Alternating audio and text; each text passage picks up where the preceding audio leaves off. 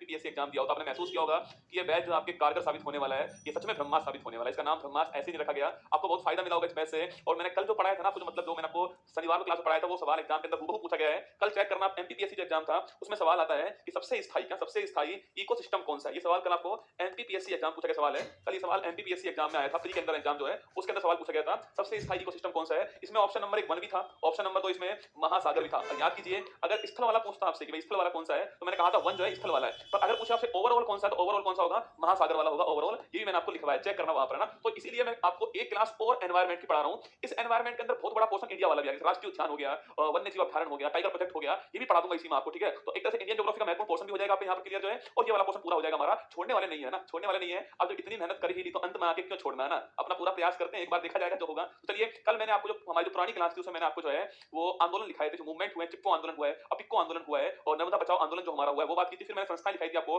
IPCC है, UNEP है, UNFCCC है, और आपके आईयूसीएन है, डब्ल्यूडब्ल्यूएफ है, और ये सारी संस्था मैंने आपको वहां पर लिखाई। एक पॉइंट हमारा रहेगा, तो वो कौन सा है, वो हमारा पॉइंट था प्रमुख जो संधियां हुई हैं या फिर प्रमुख जो आपके सम्मेलन हुए हैं उनकी बात हम करने वाले। तो आइए शुरुआत करते हैं यहीं से। लिखिएगा प्रमुख सम्मेलन जो है वो लिखा रहा हूं आपको, ठीक है। लिखिए प्रमुख सम्मेलन जो है वो आपके सामने। अगर आपने एग्जाम देखा हो तो बताओ कैसा रहा आपका एग्जाम जो है, किस बैच का फायदा मिला नहीं मिला। करंट अफेयर तो सुबह वाली क्लास से आई गई पूरी आपकी, बाकी जीके जैसे फायदा हुआ नहीं हो बताओ आप जो है, जो हमने पढ़ा दिया आपको ना। देखिए प्रमुख सम्मेलन, सभी को गुड इवनिंग है, सभी को राधे राधे है। आइए आगे बढ़ते हैं, हम जो है सम्मेलन पढ़ेंगे, हम चिपको अपिको ये सारी चीजें पढ़ चुके हैं, ठीक है। ये सबसे महत्वपूर्ण पोर्शन रहता है, करंट अफेयर्स के लिए महत्वपूर्ण रहता है, और जो आपका जीके जीएस वाला पोर्शन है उसके लिए महत्वपूर्ण पोर्शन रहता है। एनवायरमेंट के अंदर जो आपके इंटरनेशनल जो कॉन्फ्रेंस हुई है वो महत्वपूर्ण पोर्शन है, ठीक है। अगर एनवायरमेंट का सम्मेलन की बात करो, शुरुआत कहां से होती है, 1972 जो सम्मेलन हुआ था वहां से शुरुआत होती है, हम भी वहीं से शुरुआत करने वाले। तो लिखिएगा नंबर फर्स्ट लिखना, लिखिएगा स्टॉकहोम सम्मेलन, लिखिएगा स्टॉकहोम सम्मेलन जो है यहां से शुरुआत इसकी होती है, ठीक है। लिखिएगा स्टॉकहोम सम्मेलन जो है शुरुआत इसकी यहां से होती है ना, स्टॉकहोम जो सम्मेलन है इसकी शुरुआत यहां से होती है। एक्चुअली तो हुआ क्या था आपके कि सबने मिलकर ये सोचा कि भाई एनवायरमेंट को बचाने के लिए कोई प्रोग्राम लगाना पड़ेगा, कोई आपकी संधि होनी चाहिए जो कि इंटरनेशनल लेवल पर हो, सब उसको माने। तो उसके लिए 1972 के अंदर सब एक साथ आते हैं, और कहां पर आते हैं, स्वीडन की जो राजधानी स्टॉकहोम है यहां पर आते हैं, और यहां पर आकर के बातचीत करते हैं। इसमें हमारी ओर से जो हमारी प्राइम मिनिस्टर इंदिरा गांधी जी वो भी जाती है इसके अंदर, और वो भी वहां पर अटेंड करती है इसको स्टॉकहोम सम्मेलन है। तो ये हुआ कब लिखना, ये हुआ है 1972, छापना यह 1972 के अंदर जो है स्टॉकहोम सम्मेलन हुआ था, ठीक है। और कहां हुआ था, यह स्वीडन के अंदर हुआ है, स्टॉकहोम उसी की राजधानी, ठीक है। लिखिएगा दोस्तों, लिखिएगा, लिखिए सस्टेनेबल डेवलपमेंट लिखना, सस्टेनेबल डेवलपमेंट पर इसको बोलते हैं सतत विकास बोल दीजिए, या फिर इसी को बोल दीजिए क्या, इसी को धारणीय विकास भी कह सकते हैं हम लोग, धारणीय विकास बोल सकते हैं, इसी को हम टिकाऊ विकास भी बोल सकते हैं ना, तीनों एक ही बात है, ठीक है। सस्टेनेबल डेवलपमेंट इसका इंग्लिश में मतलब है लिखना टिकाऊ विकास है। अब इसको लिखो इंग्लिश के अंदर क्या बोलते हैं, इंग्लिश में बोलते हैं इसको सस्टेनेबल डेवलपमेंट बोलते हैं, क्या बोलते हैं, सस्टेनेबल डेवलपमेंट बोलते हैं। ये बड़ा महत्वपूर्ण वर्ड आपके सामने है, सस्टेनेबल डेवलपमेंट, ठीक है।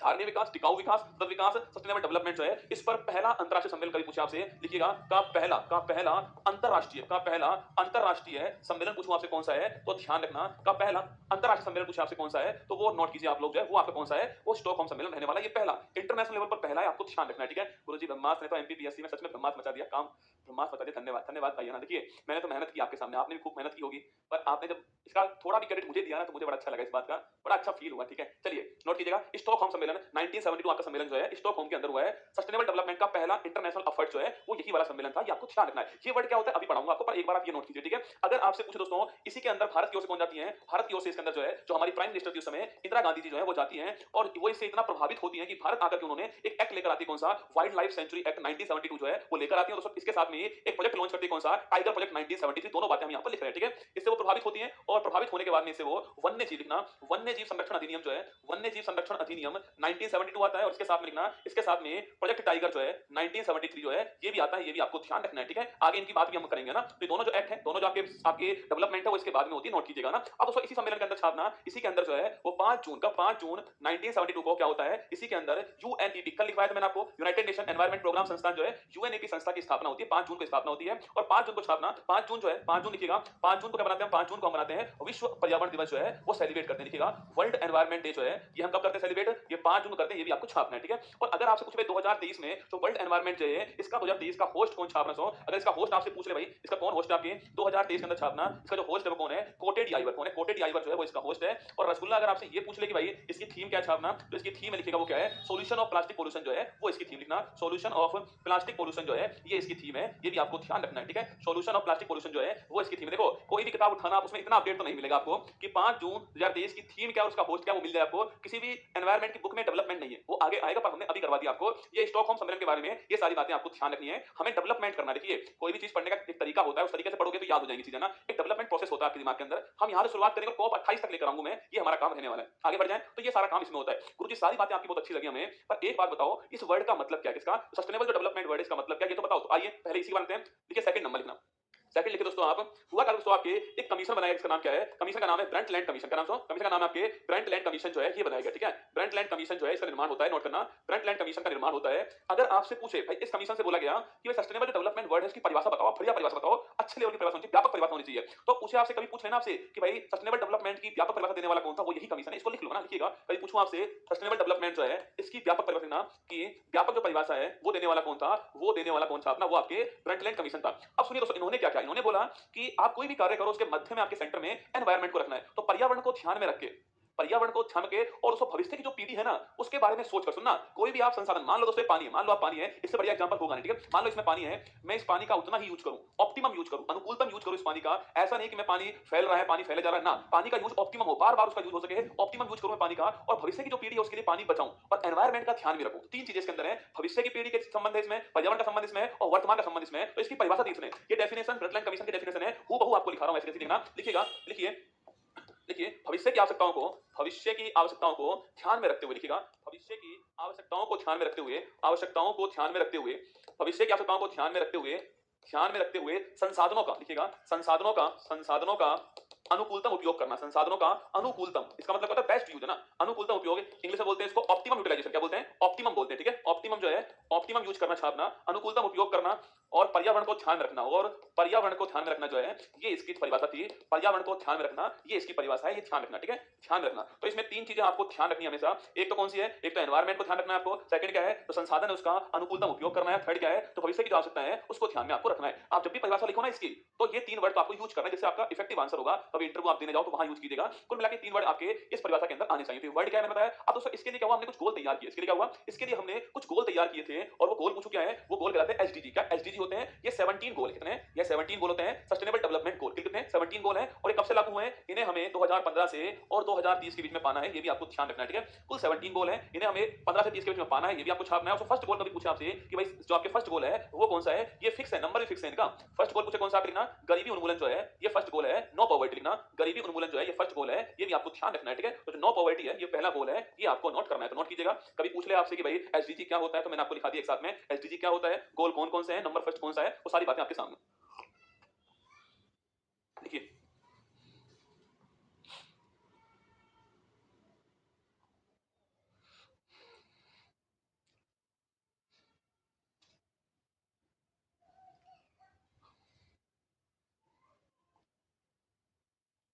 चलिए, तो फ्रंटलाइन कमीशन की रिपोर्ट है ना, ध्यान रखना आप लोग जो है, ये वर्ड आया तो उस वर्ड का मैंने मतलब बता दिया आपको, वर्ड का मतलब क्या है, और ये एसडीजी गोल्स क्या होते हैं, 17 गोल हैं, और फर्स्ट नंबर गोल कौन सा है, जो नो पॉवर्टी फर्स्ट नंबर गोल है, गरीबी उन्मूलन फर्स्ट नंबर गोल है, आपको ध्यान रखना है, ठीक है। अब दोस्तों आगे बढ़ते हैं, हमारा जो है 1972 का स्टॉकहोम सम्मेलन पूरा हो चुका है, ठीक है। अब देखिए इसके बाद दोस्तों क्या हुआ, इसके बाद छापना, इसके बाद जो लिखिएगा वो लिखना 1987 लिखिए। 1987 को क्या होता है, इसमें दोस्तों आपके स्थान है मॉन्टियल स्थान, थर्ड नंबर लिखना, थर्ड नंबर लिखिए, मॉन्टियल स्थान है, कौन सा स्थान है, मॉन्टियल स्थान है, वहां पर सम्मेलन होता है, उसे बोलते हैं मॉन्टियल प्रोटोकॉल, नोट कीजिएगा। 1987 के अंदर एक मॉन्टियल प्रोटोकॉल होता है, ये आपको ध्यान रखना है, ठीक है। आपसे पूछे कि भाई ये स्थान कहां से, ये स्थान जो कहां पर है, ये स्थान आपका कनाडा के अंदर, कहां पर है, कनाडा जो स्थान है यहां पर नोट करना, मॉन्टियल स्थान कनाडा के अंदर, ये आपको नोट करना है। 87 की दोस्तों बात है, तारीख नोट कीजिए, तारीख कौन सी है, तारीख है आपके 16 सितंबर की तारीख आपको ध्यान रखनी है, ठीक है। इस तारीख को हुआ था मॉन्ट्रियल प्रोटोकॉल आपका कनाडा के अंदर हुआ था। लिखिए किसके लिए होता है, यह ओजोन परत, किसके लिए, जो ओजोन परत है, ओजोन परत के संरक्षण के लिए होता है, लिखिए ओजोन परत के संरक्षण के लिए जो है ये हुआ था, ये भी आपको नोट करना है, किसके लिए होता है, ओजोन परत के संरक्षण के लिए होता है, नोट कीजिए ना। तो अगर कभी पूछूं आपसे मॉन्ट्रियल प्रोटोकॉल क्यों हुआ, ओजोन परत के संरक्षण के लिए होता है, ध्यान रखना आप लोग। तारीख कौन सी है, सन कौन सा है, स्थान कौन सा है, और ये स्थान कहां पर है, चारों बातें आपके सामने यहां पर है। गुरुजी ओजोन परत जो है कहां मिलती है, आपकी खोपड़ी में सवाल आया होगा, तो एक डायग्राम देखिए, आपके डायग्राम देखिए आप लोग यहां पर देखिए, ये हमारी पृथ्वी होती है, ठीक है, ये हमारी जो पृथ्वी होती है, इसके जस्ट ऊपर जो आपके जो वायुमंडल है, आपके जो एटमॉस्फेयर है, उसकी जो पहली परत होती है कौन सी होती है, इसे बोलते हैं हम लोग, क्या बोलते हैं, इसे बोलते हैं क्षोभ मंडल, क्या बोलते हैं, थोड़ा इसको मैं दोबारा बनाता हूं, ठीक है, आगे बना दो इसको, कोई बात नहीं है ना। देखिए यहां बनाते हैं, ये हमारी पृथ्वी हो गई दोस्तों, ये हमारी पृथ्वी है, और इसके जस्ट ऊपर जो है जो पहली परत कौन सी होती है, यह क्षोभ मंडल, क्या है, क्षोभ मंडल पहली परत होती है, इसी को बोलते हैं क्या, इसी को बोलते हैं ट्रोपोस्फियर, क्या बोलते हैं, इसी को बोलते हैं ट्रोपोस्फियर, ये भी आपको ध्यान रखना है, ठीक है। इसके दोस्तों ऊपर कौन सी परत होती है, इसके ऊपर जो नोट करना आपके, ये होती है समताप मंडल, कौन सा होता है, समताप मंडल होता है, इसे बोलते हैं हम लोग क्या, स्ट्रेटोस्फीयर बोलते हैं, क्या बोलते हैं, स्ट्रेटोस्फीयर बोलते हैं, ये भी आपको ध्यान रखना है, ठीक है। और इसके ऊपर पूछूं आपसे, इसके ऊपर जो है क्या होता है, ये मध्य मंडल होता है, कौन सा होता है, ये मध्य मंडल होता है, छापना। इसके ऊपर पूछा आपसे कौन सा लिखना, यह मध्य मंडल होता है, इसे बोलते हैं स्ट्रेटोस्फीयर, इसे बोलते हैं क्या, इसे बोलते हैं मीजोस्फीयर, लिखिए इसे बोलते हैं मीजो, मध्य मंडल लिखना, मध्य मंडल होता है, इसे बोलते हैं क्या, मीजोस्फीयर बोलते हैं, ये भी आपको ध्यान रखना है, ठीक है। और इसके ऊपर जो होता है लिखना, वो होता है आपका आयन मंडल। कौन सा होता है? आयन मंडल होता है। और इसके बाद क्या होता है? अंतरिक्ष स्टार्ट होता है। आयन मंडल के बाद में क्या होता है? इसके बाद में आपका जो अंतरिक्ष जो है, बाह्य जो अंतरिक्ष स्टार्ट होता है, ये भी आपको ध्यान रखना है, ठीक है? कुछ इस प्रकार वायुमंडल की परतें होती हैं, ठीक है? जो फर्स्ट परत होती है आपके 6 मंडल वाली जो परत आपके जो जस्ट हमारे ऊपर जो परत है ना, उसमें लिखना यहाँ जितनी भी जो मौसमी घटनाएं, जो मौसम संबंधी जो घटनाएं होती हैं, चाहे आपकी बारिश हो, चाहे चक्रवात लिखना, चाहे आपकी वर्षा हो, चाहे चक्रवात हो, ये सारी जो बातें, जहां हवा चलती हो, आंधी तूफान हो, वर्षा हो, ये सारी जो घटनाएं हैं, वो सारी घटनाएं यहाँ पर होती है, ठीक है? कभी पूछे आपसे मौसम संबंधी घटनाएं कहां पर होती हैं? 6 मंडल के अंदर होती है। छापना, वर्षा है, चक्रवात, साइक्लोन है, आंधी तूफान जो भी आता है ना, वो सारा यहीं पर आता है, ठीक है? अगर पूछूं आपसे भाई किस मंडल में तापमान एक समान होता है, वो कौन सा है? समताप मंडल। नाम से स्पष्ट है, तापमान समान इसके अंदर समताप मंडल, ठीक है? इसका नाम है। लेकिन दोस्तों इसके बीच में पूछे, इसके बीच में से यहाँ पर आपके क्या होता है? इसके बीच में ये क्या होती है? परत होती है, इसे बोलते हैं क्या? इसे बोलते हैं ओजोन परत। क्या बोलते हैं? इस परत को बोलते हैं हम लोग क्या? इस परत को बोलते हैं हम लोग ओजोन परत। क्या बोलते हैं? ओजोन परत बोलते हैं। ये भी आपको छापना है, क्योंकि दोस्तों यहाँ पर O3 या फिर जो ओजोन गैस है, वो यहाँ होती है। लिखना, यहाँ कौन सी गैस होती है? O3 गैस होती है। ओजोन गैस जो है वो यहाँ होती है, किसके अंदर? ओजोन परत के अंदर O3 या ओजोन गैस होती है, ठीक है? अब दोस्तों इस परत का काम पूछे आपसे, कहा कभी आपसे अगर ये पूछ ले कि गुरुजी जो हेलीकॉप्टर होते हैं, जो आपके एरोप्लेन होते हैं, वो कहां से हो? जो हमारे वायुयान होते हैं, आपके जो वायुयान होते हैं, वो इसी मंडल में होते हैं। छापना, कभी पूछो ना आपसे कि जो वायुयान होते हैं वो कहां पर होते हैं? वो इसी मंडल में होते हैं। वायुयान भी आपको छापना है। वायुयान जो है, वायुयान जो कहां पर? वायुयान इसी मंडल के अंदर नोट करना। वायुयान जो है, जो एरोप्लेन हमारे होते हैं, वो इसी मंडल के अंदर होते हैं, ठीक है? ये भी आपको ध्यान रखना है। अब सुना दोस्तों, हमारा मुद्दा कौन सा है? हमारा मुद्दा जो है वो ओजोन परत का है, ठीक है? अगर आपसे पूछे कि भाई जो परत है इसका काम पूछूं आपसे, एक्चुअली दोस्तों यहाँ कहीं क्या सो, यहाँ कहीं आपका सन होता है सो, और सन से बहुत सारी किरणें आती है, सन से बहुत सारी किरणें आती है। अब ये जो परत होती है ना, वो कुछ किरणों को अपने पास रोक लेती है, उनको आगे नहीं जानती। उसका नाम क्या है? उसका नाम होता है कौन सा? UV ray. देखना, तो सूर्य से आने वाली ना, सूर्य से आने वाली, सूर्य से आने वाली, सूर्य से आने वाली पराबैंगनी किरण, क्या बोलते हैं इसको? अल्ट्रा वायलेट जो रेज होती है, पराबैंगनी जो किरण होती है, इन्हें रोकता है ना। पराबैंगनी किरणों को, सूर्य से आने वाली पराबैंगनी किरणों को रोक लेता है, ठीक है? इसको रोक लेता है, को रोकता है कौन? आपके, यह आपके ओजोन परत इसको रोकती है, ठीक है? जो अल्ट्रा वायलेट रेज है उनको रोकती कौन? आपके ओजोन परत उनको रोकती है, ठीक है? आप पूछोगे सर अगर ये किरण पृथ्वी पर पहुंच जाए तो क्या दोस्तों होने वाला है? तो यहाँ पर स्किन कैंसर जो है वो बड़ी मात्रा में होने वाला है। अगर पूछूं आपसे कि भाई इसका फायदा सुनो, इससे फायदा ये होता है कि जो हमारी अर्थ जो है ना, यहाँ पर जो स्किन कैंसर है, इस पर जो है रोक लगती है, ये भी आपको ध्यान रखना है, ठीक है? तो स्किन कैंसर पर रोक लगाने के लिए अल्ट्रा वायलेट रेज का रोकना बड़ा जरूरी होता है, और इनको रोकने का काम कौन करता है? ओजोन परत जो है ये रोकने का काम करता है, ये आपको छापना है। अब दोस्तों इस परत में हो गया छेद। गुरुजी छेद कहां से हो गया? सो इस परत में छेद हो गया, रसगुल्ला जो परत है आपकी, इसमें छेद हो गया। सो अगर छेद हुआ है तो वहां से यूवी रेज नीचे की ओर आएंगी, ठीक है? अब मुद्दा यह है कि भाई ओजोन परत जो है, इसमें छेद जो हुआ, तो छेद को पहली बार देखने वाला बंदा कौन था? पहली बात दोस्तों। सेकंड बात है वो छेद हुआ क्यों था, और थर्ड बात है उस छेद को रोकने के लिए हमने क्या क्या किया। तीन क्वेश्चन आपके सामने आ सकते हैं, ठीक है? पहली बात दोस्तों, इस ओजोन परत में जो छेद होता है, नोट करना, जो ओजोन परत थी हमारी, इसमें जो छेद हुआ था, जो छेद इसमें होता है, नोट करना, तो छिद्र इसके अंदर होता है, जो क्षरण इसका होता है, डिप्लेशन जो होता है इसका, जो डिप्लेशन जो होता है इसका, इसको सबसे पहली बार इसका पता लगाने वाला पूछे कौन थे? वो थे आपके फोरमैन। कौन थे? फोरमैन भाई साहब जो है पता लगाने वाले फोरमैन थे, आपको नोट करना है, ठीक है? कभी पूछूं आपसे ओजोन परत का जो डिप्लेशन जो होता है उसके बारे में पता लगाने वाले कौन थे? फोरमैन साहब थे, जो पोल पर, ध्रुवों पर बैठकर पता लगाया था किसका, कि भाई डिप्लेशन हो रहा है कहां पर? जो ओजोन परत है इसका डिप्लेशन हो रहा है, पता लगाने कौन थे? फोरमैन। नाम आपको ध्यान रखना है, ठीक है? ये तो हो गया पता लगाने वाले कौन थे। अब सेकंड बात की भाई साहब, जो ये ओजोन परत है इसमें क्षरण क्यों हो रहा है, तो पूछूं आपसे इसमें क्षरण जो है क्यों हो रहा है, सवाल आपका ये भी होगा, ठीक है? तो अगर पूछूं आपसे क्षरण क्यों हो रहा है, लिखिएगा शीतलक के रूप में। कौन? शीतलक के रूप में, कूलेंट के रूप में, शीतलक के रूप में लिखना। शीतलक के रूप में इसका यूज करने से जो फ्रियोन गैस होती है, फ्रियोन के बारे में मैंने लिखा चुका हूं आपको, फ्रियोन जिसको CFC बोलते हैं, क्लोरोफ्लोरोकार्बन जो गैस होती है ना, फ्रियोन का उपयोग करने से क्या हुआ है? उपयोग करने से इसका डिप्लेशन हुआ है, लिखिएगा। तो कूलेंट के रूप में आप पूछोगे सर कहां यूज किया दोस्तों इसका हमने? इसका यूज हमने कहां पर किया? एसी में किया इसका यूज। इसका यूज हमने कहां पर किया है? फ्रिज में किया यूज इसका हमने, किसका? फ्रियोन गैस का। तो पहले 1987 से पहले फ्रिज के अंदर कौन सी गैस थी? फ्रियोन गैस थी, क्लोरोफ्लोरोकार्बन गैस थी। इससे दोस्तों क्या हुआ? इससे जो है आपकी कौन सा ये जो ओजोन परत है इसमें डिप्लेशन होता है, और डिप्लेशन जब हुआ तो यूवी रेज नीचे आना स्टार्ट होंगे। इसी डिप्लेशन का पता लगाने वाला फोरमैन साहब था, और बाद में पता लगा कि भाई जो छिद्र हो रहा है उसका कारण ये वाली गैस है। तो इसको बैन करने के लिए, इसको क्लोरोफ्लोरोकार्बन को बैन करने के लिए 1987 के अंदर ये प्रोटोकॉल हुआ था। मुझे यहां पहुंचना था, इसलिए सारी कहानी आपको समझाई थी। ये सारी कहानी समझना जरूरी है, कांसेप्ट समझना जरूरी है कि भाई मॉन्ट्रियल प्रोटोकॉल हुआ क्यों था। मुद्दा इस बात का दोस्तों रहने वाला है ना, तो आप लिख लीजिए यहां पर, आप लिख लीजिएगा यहां पर लिखना। अगर आपसे ये पूछे, अगर आपसे मैं ये पूछूं दोस्तों लिखना आपके, लिखिए क्लोरोफ्लोरोकार्बन, CFC क्या बोलते हैं इसको? इसे कहते हैं हम लोग क्लोरोफ्लोरोकार्बन। क्या बोलते हैं? क्लोरोफ्लोरोकार्बन कहते हैं लिखना। तो CFC को लिखना। CFC को बैन करने के लिए, CFC को प्रतिबंधित करने के लिए, CFC को प्रतिबंधित करने के लिए, 16 सितंबर 1987 को मॉन्ट्रियल प्रोटोकॉल हुआ था। कौन सा हुआ था? मॉन्ट्रियल प्रोटोकॉल हुआ था, ये आपको ध्यान रखना है, ठीक है? और अगर आपसे पूछ ले कि भाई, अगर आपसे पूछ दोस्तों, इसीलिए जो तारीख है ना, कौन सी 16 सितंबर जो तारीख है, इस दिन हम क्या बनाते हैं? इस दिन हम जो है ओजोन परत, कौन सा? ओजोन परत संरक्षण दिवस बनाते हैं। ये भी आपको ध्यान रखना है, ठीक है? ये भी आपको नोट करना है, ठीक है? कभी आपसे अगर ये पूछ ले दोस्तों, ओजोन, जैसे अभी हाल में दिल्ली पुलिस एग्जाम पूछा गया आपसे कि ओजोन जो अणु है इसका भार कितना है? सवाल देखो, सवाल आता है अभी दिल्ली पुलिस एग्जाम के अंदर, जो ओजोन का अणु है, ओजोन जो अणु है इसका भार कितना है? ओजोन अणु का भार कितना है? चलो आप लोग बताओ। ऑप्शन नंबर 1 16 है, ऑप्शन नंबर बी 24 है, ऑप्शन नंबर सी 48 है, ऑप्शन नंबर डी 8 है। बताओ क्या होगा? ओजोन अणु का भार कितना? ये सवाल अभी हाल ही में दिल्ली पुलिस जो एग्जाम था उसमें सवाल पूछा गया था, उसमें सवाल आया दिल्ली पुलिस एग्जाम में, ओजोन परत का भार कितना है, ठीक है? बताओ। ये सारी कहानी आपके सामने मैंने रख दी है।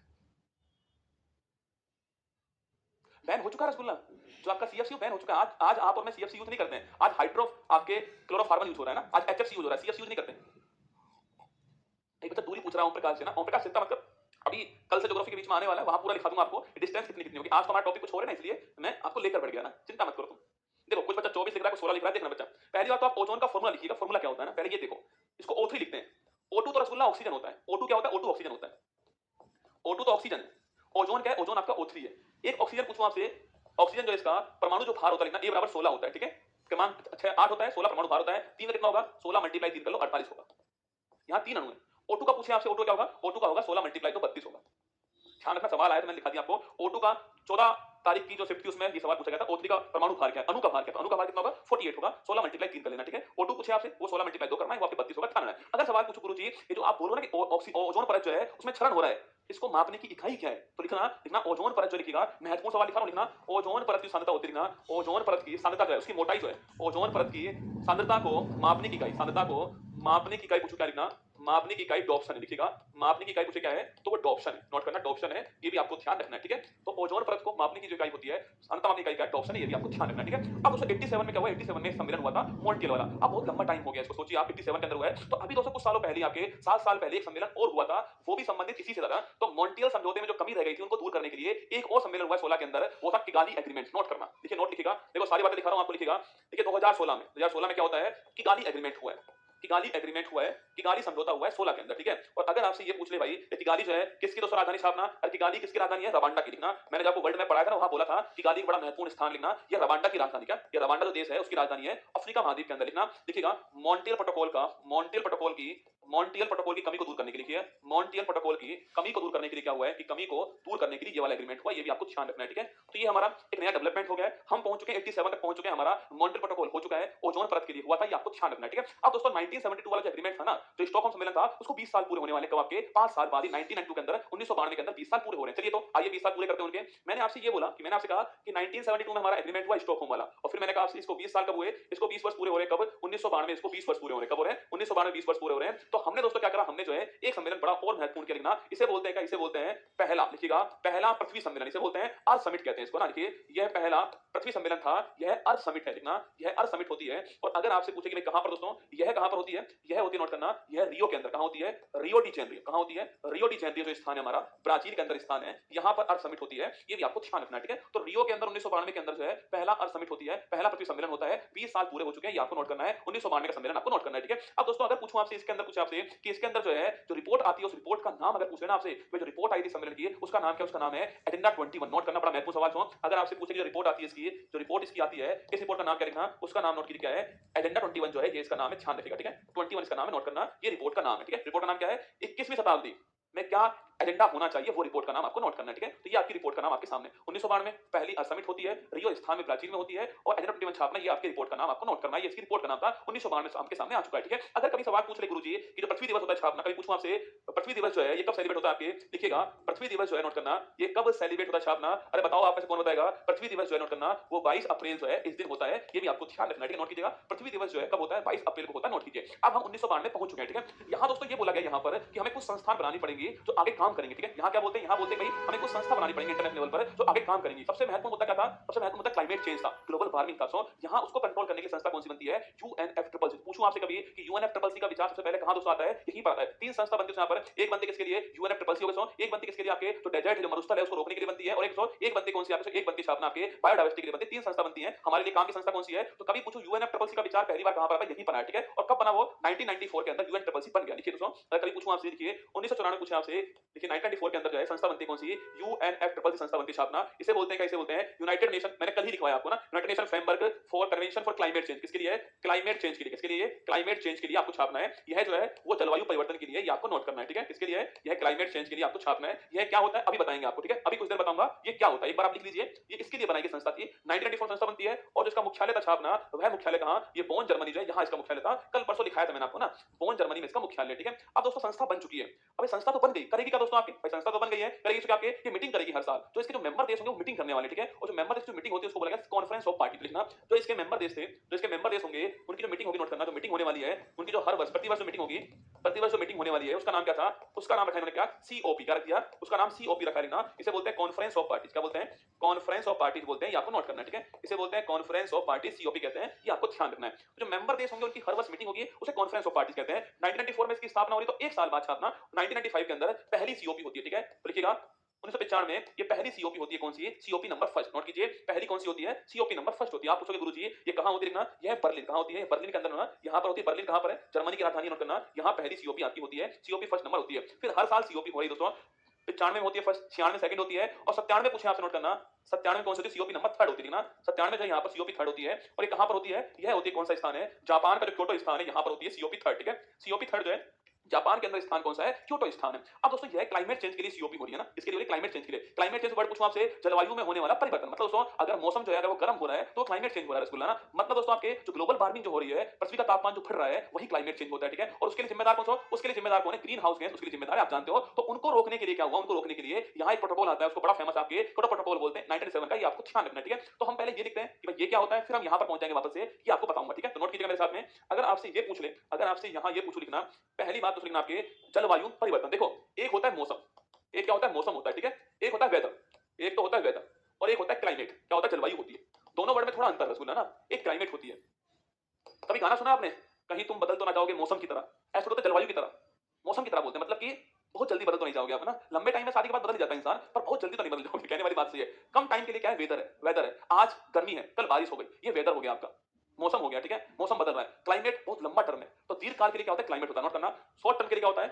यह शॉर्ट टर्म के लिए होता है।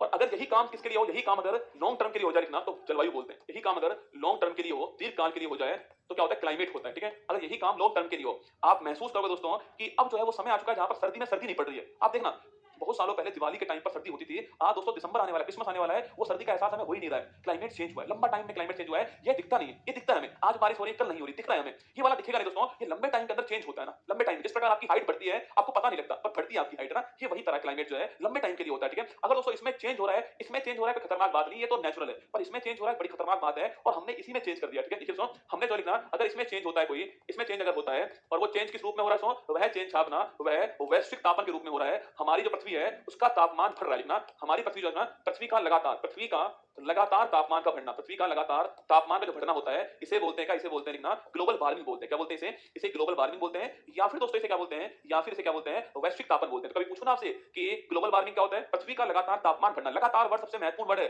मैंने फिर बोला आपसे, एक दिन के लिए तापमान बढ़ गया, वेदर है, वो क्लाइमेट नहीं है। जो कंसेप्ट की बात है ना, आप चाहो तो सीधा लिख लीजिए, पर कंसेप्ट समझिए आप मेरी बात को। वेदर का मतलब आपके शॉर्ट टर्म के लिए होता है, बारिश, धूप, बरसात, आपके कोहरा पड़ना है, सारा आपके वेदर है, ठीक है? पर लंबे टाइम के लिए तापमान चेंज हो रहा है दोस्तों, ये आपका ग्लोबल वार्मिंग है। पर लगातार चेंज हो रहा है, लगातार तापमान बढ़ रहा है, इसे ग्लोबल वार्मिंग बोलते हैं। तो क्लाइमेट चेंज हो गया, ग्लोबल वार्मिंग हो गया, एक ही बात है। और इसका जिम्मेदार कौन सा? जिम्मेदार है ग्रीन हाउस गैस छापना। पूछूं आपसे, इसका रेस्पॉन्सिबल कौन लिखना? इसका जिम्मेदार कौन है आपके? वो जिम्मेदार कौन है? ग्रीन हाउस गैस लिखना। ग्रीन हाउस जो गैस है हमारी, वो जिम्मेदार इसकी रहने वाली है हरित। ग्रीन हाउस लिखना, ग्रीन हाउस जो गैस है वो जिम्मेदार इसकी रहने वाली, ठीक है? देखिएगा, हरित गृह जो गैस है आपके, वो जिम्मेदार रहने वाली किसकी? ग्रीन हाउस गैस जो है वो इसका रेस्पॉन्सिबल रहने वाली है। गुरुजी ये गैस है वो किस प्रकार तापमान को बढ़ाती है? आपकी खोपड़ी में सवाल आएगा, मैं पढ़ा चुका हूं दोस्तों। कभी सवाल पूछे ना आपसे, ग्लोबल वार्मिंग जो वर्ड है, देखो हिंदी में तो वर्ड आया नहीं था, हिंदी तो हमने किया इसके ना। ग्लोबल को वैश्विक कर दिया, वार्मिंग को हमने क्या कर दिया? आपके वैश्विक, आपके करते वैश्विक तापमान कर दिया ना। अगर वैश्विक जो उष्मन है, ग्लोबल जो वार्मिंग जो वर्ड है, कभी आपसे पूछ ले कि भाई इस वर्ड को देने वाला कौन था? बेल ब्रेकर इस वर्ड को देने वाला, लिख लो यहां पर। कभी सवाल पूछो ना आपसे, कभी पूछ ले कि भाई जो ग्लोबल वार्मिंग वर्ड छापना, ग्लोबल वार्मिंग जो वर्ड है, ग्लोबल वार्मिंग जो शब्द है, इसको देने वाला कौन लिखना? शब्द को देने वाला कौन सा? आपके शब्द का खोज करता पूछो कौन आपके? वो बेल ब्रेकर। लिखिएगा, पहली बार जो है इसको बेल ब्रेकर साहब ने यूज किया है। तो बेल ब्रेकर साहब छापना, इन्होंने पहली बार इस शब्द का यूज किया, ग्लोबल वार्मिंग आपको छापना है। सवाल दोस्तों यहां पर ये कि ग्रीन हाउस गैस जो है वो किस प्रकार रेस्पॉन्सिबल होंगे, ये काम मैं आपको पहले पढ़ा चुका हूं, फिर भी सुन लीजिए एक बार। यह दोस्तों पृथ्वी है, यह पृथ्वी हमारी है।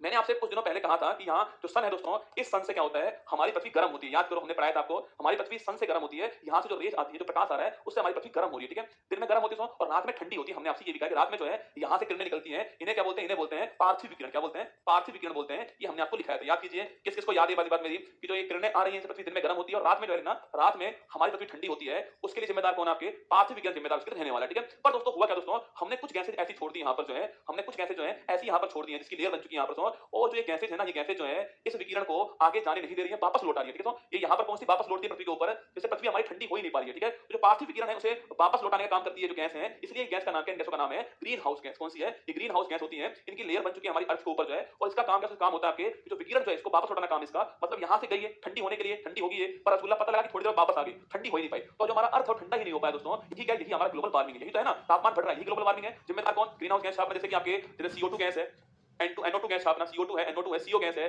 CH4 गैस है, ये सारी ग्रीन हाउस गैस है ना, CO2 CH4 CO और CH CH3 और आपके सारी ग्रीन हाउस। सबसे महत्वपूर्ण पूछूं आपसे, सर्वाधिक जिम्मेदार कौन है? वो CO2 गैस है ना, सर्वाधिक जिम्मेदार पूछूं कौन से आपके, वो CO2 गैस जो है ये है ज्यादा रेस्पॉन्सिबल, ये वाली गैस है, नोट कीजिएगा। तो ये हमारा सिस्टम रहने वाला है, ठीक है। तो दोस्तों इस पर कंट्रोल करने के लिए हमने 1997 के अंदर ये प्रोटोकॉल के जिसका नाम क्या है, जापान का स्थान क्योटो जो है वहां हुआ था, नोट करना। तो हमने किसके लिए, हमने जो है वो ग्रीन हाउस गैस, किसके लिए हमने जो नोट करना, हमने ग्रीन हाउस जो गैस है, ग्रीन हाउस गैस पर को नियंत्रित करने के लिए, क्या किया है, को नियंत्रित करने के लिए 1997 के अंदर, 1997 में छोटा प्रोटोकॉल साइन किया। लेकिन दोस्तों हुआ क्या, हमने बोला कि भाई ठीक है साइन करते हैं इसको, पर अमेरिका ही साइन नहीं करा भाई साहब। अमेरिका ने बोला कि हम साइन नहीं करेंगे इसके ऊपर, तो यूएसए ने साइन नहीं किया। अब सोचो तो जिस पर अमेरिका साइन नहीं करेगा वो क्या लागू हो जाएगा? 2005 में साइन किया उसमें। तो अगर पूछूं आपसे क्योटो प्रोटोकॉल कब आया? 97 में आया। लागू कब हुआ? 2005 में हुआ, लिखना, लिखिएगा। लेकिन यह लागू 2005 में हुआ।